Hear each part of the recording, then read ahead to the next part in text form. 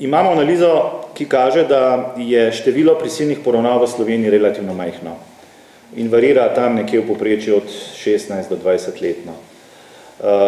Vemo pa, da zaradi specifičnih gospodarskih razmer, zlasti v sedanjem obdobju, obstaja več odprtih postopkov, kjer so predlagane prisilne poravnave zoper nekatere zelo velike dolžnike, kar seveda ima neposredno vpliv tudi na vse upnike v teh postopkih in med drugim tudi zaradi tega predlagamo v tej spremembi zakona, da se ta novela uporablja za vse postopke, kjer o postopku prisilne poravnave se strani sodišča še ni bilo odločeno. Skratka, tudi za tiste, kjer je bila poravnava že predlagana, pa v njej še ni bilo odločeno, naj bi se ta novela uporabljala.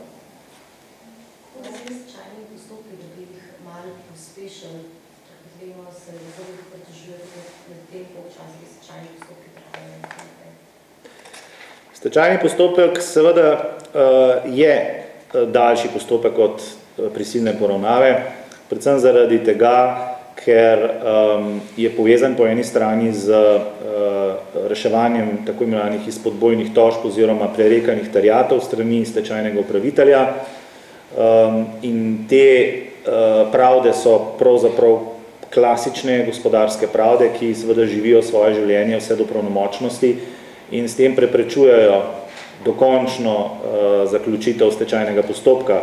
Ne zaključujejo pa seveda znotraj tega stečajnega postopka prodaje stečajne mase po delih.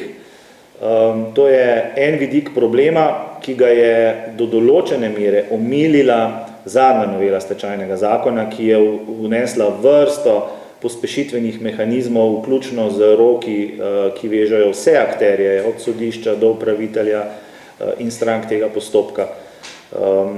In težko pa je seveda pričakovati, da bi bili to postopki, ki bi bili zaključeni v zelo kratkem času, zlasti tam, kjer gre za večje gospodarske sisteme. Pri manjših stečajih ta problem ni tako zelo izrazit.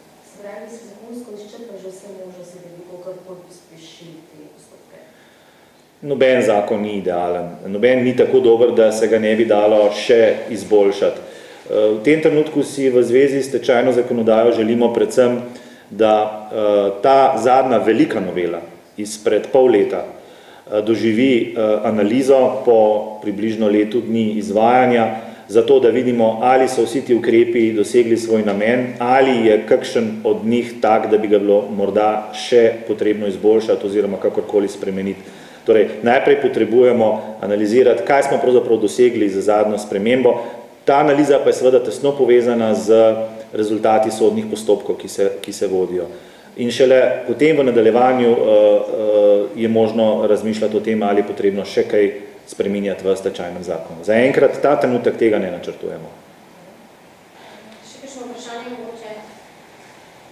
V tem primeru se zahvaljujem ministru za pravosodje in Nini. Na naši spletni strani je tudi objavljena novela omenjenega zakona. V pol ure vidite kako sporočilo za javnost na tem novinarstvu. Ali pa se ne.